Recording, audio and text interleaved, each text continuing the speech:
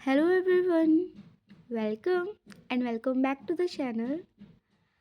हमने जो पार्टनरशिप में अब तक करा है थियोरेटिकल बेसिस पर हमने कर लिया है।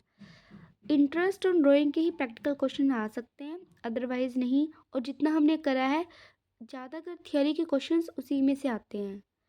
हम यूजीसी नेट के पॉइंट ऑफ व्यू से कर रहे हैं। हम बिल्कुल डेप्थ में जाके +2 का सिलेबस नहीं कर सकते। इसके बाद हमारा यूजीसी नेट के पॉइंट ऑफ व्यू से ना प्रैक्टिकल क्वेश्चंस जो आते हैं वो हम करेंगे। उसमें सबसे पहला टॉपिक है हमारा प्रॉफिट शेयरिंग रेशियो में चेंज होने पर कैसी अकाउंटिंग होती है। आपको पता है ना प्रॉफिट शेयरिंग रेशियो क्या होता है। पार्टनरशिप में डीड में ये मेंशन होता है। पार्टनरशिप डीड क्या होती है? उन्होंने जो एग्रीमेंट बनाया है पार्टनर्स ने आपस में लिख कर, ठीक है। अगर लिख कर कोई एग्रीमेंट पार्टनर्स के बीच में हुआ है उसे हम पार्टनरशिप डीड कहते हैं।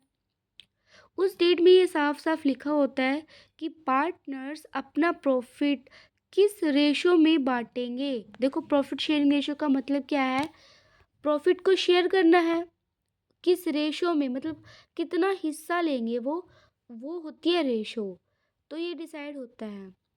अगर पार्टनरशिप डीड में ये नहीं लिखा होता है तो हमने केस करे थे ना कि पार्टनरशिप डीड में अगर नहीं बताया हुआ कि प्रॉफिट शेयरिंग रेशो क्या है तो हम कैसे करते हैं? इक्वली। कैसे करते हैं हम? इक्वली। कि कुछ बताया ही नहीं हुआ कौन कैसे लेगा, तो सबको बराबर बराबर दे देंगे। सबको बराबर बराबर दे देंगे। अब change in profit sharing ratio क्या है? जैसे कि ना मान लो 3 पार्टनर हैं ए, बी और सी। पहले इनका रेशो क्या था? ओ आर, यानी ओल्ड रेशो में लिख रही हूँ। पहले इनका रेशो था 1:3:2। ऐसे इनका कोई रेशो था। पहले था जब इन्होंने पार्टनरशिप बनाई।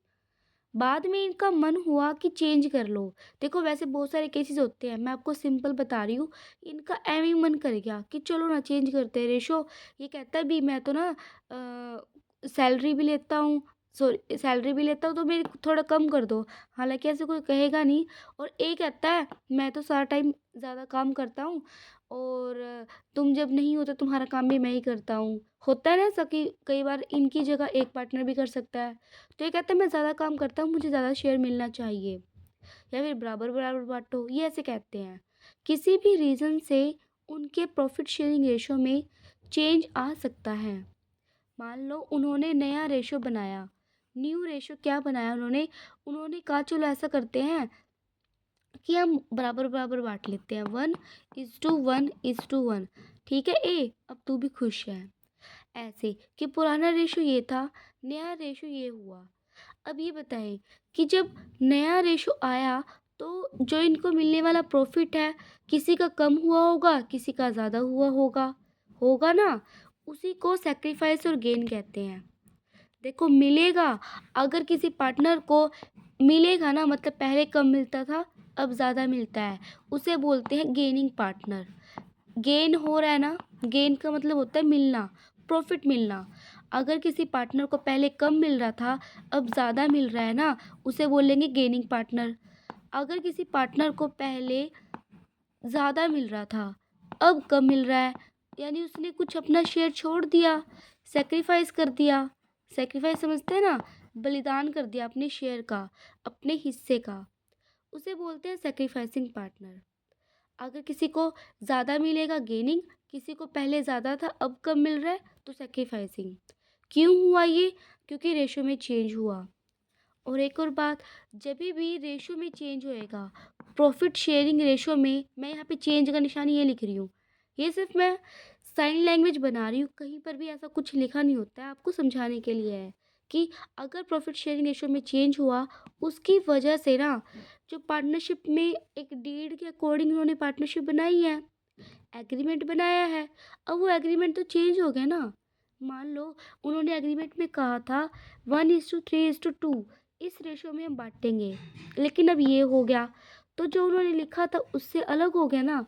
इसकी वजह से जो उनकी पार्टनरशिप है ना वो बदल जाएगी। उसे बोलते हैं रिकंस्टिट्यूशन ऑफ पार्टनरशिप। कॉन्स्टिट्यूशन का होता है बनाना, री मतलब वापस बनाना, कि हमें पार्टनरशिप को वापिस, देखो पार्टनरशिप फर्म नहीं लिख रही हूँ मैं, पार्टनरशिप जो उनका एग्रीमेंट है ना उसको वापस बनाना पड़ेगा, उसमें चेंज आ जाएगा, आएगा ना चेंज, जिसकी वजह से हमें कुछ एंट्रीज करनी पड़ती है, किसी किसी चीज़ों की वैल्यूएशन करनी पड़ती है, किसी किसी की शेयर ज़्यादा बढ़ेगा, किसी का कम होगा। अब प्रॉफिट शेयरिंग रेशो में चेंज आने पर हमने पढ़ लिया, एक पार्टनर सेक्रीफाइस करेगा, एक पार्टनर गेन करेगा। किस रेशो में करेगा ना उसको बोलते हैं सेक्रीफाइसिंग रेशो। क्या बोलते हैं? सेक्रीफाइसिंग रेशो बोल लो या फिर गेनिंग रेशो बोल लो। देखो ऐसा नहीं बोल सकते हम सेक्रीफाइसिंग, क्योंकि देखो अगर किसी एक को सेक्रीफाइस हो रहा है ना तो दूसरे को तो पक्का है मिलेगा ही मिलेगा, इसीलिए हम इसको दोनों नाम से लिखते हैं कि सेक्रीफाइसिंग कह लो या गेनिंग रेशो कह लो। हमें जब हम स्कूल्स में थे तो अलग अलग तरीके से हमें याद करवाया हुआ था ना कि अगर सेक्रीफाइसिंग करना है तो ओल्ड माइनस न्यू करो, गेनिंग करना है न्यू माइनस ओल्ड करो, बट उस इतना हमें याद करने की ज़रूरत नहीं है, मैं आपको बस बता रही हूँ। आपने लिखना है सेक्रीफाइसिंग या गेनिंग रेशो, और इसका फॉर्मूला क्या होगा? सिंपल, ओल्ड रेशो में से न्यू रेशो माइनस करना है और कुछ नहीं। ओ आर मतलब पुरानी रेशो, एन आर मतलब नवी रेशो, ओल्ड में से न्यू रेशो को माइनस करना है। जैसे कि मैं अगर कहूँ ए को कितना फ़ायदा हुआ या नुकसान हुआ उसको फाइंड आउट करें, ए को पहले कितने मिलते थे, अब ये कहेंगे आपको आता होगा, ये नहीं आता तो ध्यान से समझना कैसे लिखते हैं। ए को मिल रहा है एक, ए को कितना मिल रहा है? एक शेयर मिल रहा है, कितने में से? टोटल कितने हैं इसके पुराने वाले, जो ये लिखा हुआ है ना इसको जोड़ना है, 1 और 3 4 और 2 6, यानी पहले एक का शेयर कितना था? 1/6। समझ आया? हाँ। और बी का शेयर कितना था? बी का शेयर था 3, बी का शेयर कितना था? 3, और नीचे कितना आएगा? 6, क्योंकि देखो पूरा नहीं 6 है, 1 और 3 4 और 2 6, 1 और 3 4 और 2 6, ये पूरे 6 हिस्से हैं। उसको ना ए को मिलेगा 1 हिस्सा, बी को मिलेगा 3 हिस्से, सी को मिलेंगे 2 हिस्से, तो ए को बी का 3/6, और मैं यहाँ पे सी का लिख रही हूँ, सी का कितना आएगा? 2/6। समझ आया मैंने कैसे करा? जितना उनका शेयर है वो लिख दिया, नीचे में टोटल, नीचे में टोटल। ये पुराना रेशो है, ओल्ड माइनस न्यू करना है ना, ओल्ड मैंने लिख दिया, नया कितना है इनका? 1, सबका बराबर है, 1 में टोटल कितने हैं? 1 2 3, यानी 1/3, तीनों का 1/3, तीनों का 1/3 लिख दिया मैंने। अब कुछ बच्चों को एलसीएम लेने में ना परेशानी होती है, मैं आपको इसमें एलसीएम लेना भी समझा देती हूँ। एलसीएम कैसे लेते हैं? अगर दोनों टर्म जो दोनों नीचे लिखे हुए हैं ना, डिजिट ऐसे हैं जो एक दूसरे के टेबल में आते हैं, एक दूसरे से डिवाइड मल्टीप्लाई हो सकते हैं, डिवाइड हो सकते हैं, ठीक है, मल्टीप्लाई तो क्या डिवाइड हो सकते हैं ना, तो बड़े वाले को सीधा लिख दो, बड़े वाले को सीधा लिख दो। लेकिन अगर आपको इजी तरीके कुछ भी याद नहीं रखना कि इसके टेबल में आ रहा है नहीं आ रहा है, तो एक मेथड ही होता है, इनको मल्टीप्लाई करो, 6 2 3 18, ठीक है, लिख दिया, 6 18 मैंने लिख दिया, मल्टीप्लाई करना है नीचे वालों को, कर दिया। उसके बाद ऊपर वाले को नीचे वाले से और इसको इससे। अब आप कहेंगे पहले कौन सा लिखूं? कुछ बच्चे 6 को पहले लिख देंगे, यहाँ पे 6 को 1 से करना है, नहीं, हमेशा यहाँ से स्टार्ट करना है, इसको इससे मल्टीप्लाई करना है, कितना आएगा? 1 को 3 से करेंगे, 3 को 1 से मल्टीप्लाई करने पर 3 ही आएगा, ठीक है। इसको पहले लिखना होता है, जो इसको इससे मल्टीप्लाई करे ना, ये लिख दिया माइनस, फिर इसको इससे करा, 6 को 1 से करेंगे 6, आया समझ में कैसे करा मैंने? ठीक है, आपने कुछ भी याद नहीं करना है कि एलसीएम कैसे ले, कुछ नहीं। अगर किसी को एलसीएम लेना नहीं आता है ना, आप सिंपल करना, नीचे वालों का मल्टीप्लाई करो, ठीक है, फिर ऊपर वाले को इससे मल्टीप्लाई करके यहाँ लिखना है, पहले ऊपर वाले का यहाँ लिखना है, फिर इसके बाद इसका लिखना है, यहाँ पे लिख दिया। अब इसका आप खुद करना, एक बार वीडियो पॉज करके, फिर मैं भी लिख रही हूँ। 6 18, 3 को 3 से करा, 3 9 माइनस 6 को 1 से करा 6। इसका देखो सी का, 6 18, पहले नीचे वाले की मल्टीप्लाई, फिर 2 6, ऊपर वालों का करा, माइनस 6 को 1 से करा 6, मैंने लिख दिया। हाँ जी, अब देखो कौन किसको तो मिल रहा है और किसी को नहीं। अब कुछ बच्चे ऐसे होंगे अगर जो ये रेशो निकालने की बजाय यहीं से कहेंगे कि ए को पहले भी 1 मिल रहा था और अभी भी 1 मिल रहा है, इसका मतलब कोई चेंज नहीं आया है। देखा, लेकिन ऐसा नहीं है असली में कुछ और है। अब गेनिंग और सैक्रिफाइसिंग निकालने के लिए भी ना कोई कोई आपको याद करवाता है कि माइनस आए तो गेन है, सैक्रिफाइस है। ऐसा कुछ नहीं याद करना है, सिंपल पहले लिख दो। 3 में से 6 तो जा ही नहीं सकते, 6 में से 3 घटा दो, कितना आएगा 3/18 आ गया। लेकिन माइनस वगैरह आप लिखना चाहो लिख सकते हो। मैं आपको सिंपल तरीका बताऊँ क्या करना है इसमें कि गेन कर रहा है सैक्रिफाइस। आप ये देखो ऊपर वाले सिर्फ 3 और 6, ये 3 है पुराना रेशो, 3 क्या है ओल्ड रेशो और 6 क्या है नया रेशो। तो पहले 3 मिल रहे थे, अब 6 मिल रहे हैं, क्या उसको फ़ायदा हुआ या नुकसान? आप खुद बताइए। पहले 3 मिल रहे थे, अब 6 मिल रहे हैं, उसको तो फ़ायदा हो गया ना, तो वो गेनिंग पार्टनर है। तो गेनिंग के लिए मैं जी लगा देती हूँ, ठीक है, कि पहले 3 थे अब 6 हैं तो गेन हो गया। इसमें देखो पहले नीचे तो 18 आएगा ही आएगा, 9 में से 6 गया 3। अब ये बताओ पहले 9 मिल रहे थे, अब 6 मिल रहे हैं, कम मिल रहे हैं ना। पहले 9 थे हिस्सा उसका, अब 6 हिस्सा है, उसको छोड़ना पड़ रहा है कुछ, यानी कि सैक्रिफाइस। समझ आया? उसको घाटा हुआ तो सैक्रिफाइस, उसको फ़ायदा हुआ तो गेन। ये देखो 6 में से 6 गया 0, इसको तो कुछ फ़ायदा ना हुआ ना नुकसान हुआ सी को। समझ आया मैंने कैसे किया? टेंशन मतलब मैं अभी 1-2 एग्जांपल्स और समझाऊंगी इसके। ये भी समझने के लिए था थोड़ा सा कि अगर पहले नीचे वाले की मल्टीप्लाई करनी है, मल्टीप्लाई करके इस वाले को इससे मल्टीप्लाई करके लिखना है, फिर इसको करना है। उसके बाद पहले था 3 अब है 6, फ़ायदा हुआ। पहले था 9 अब है 6, अब सेक्रीफाइस हुआ। ये होता है हमारा प्रॉफिट शेयरिंग रेशो में चेंज आना। मैं अब इसको रब करके एक और एग्जांपल लेके आपको समझा रही हूँ।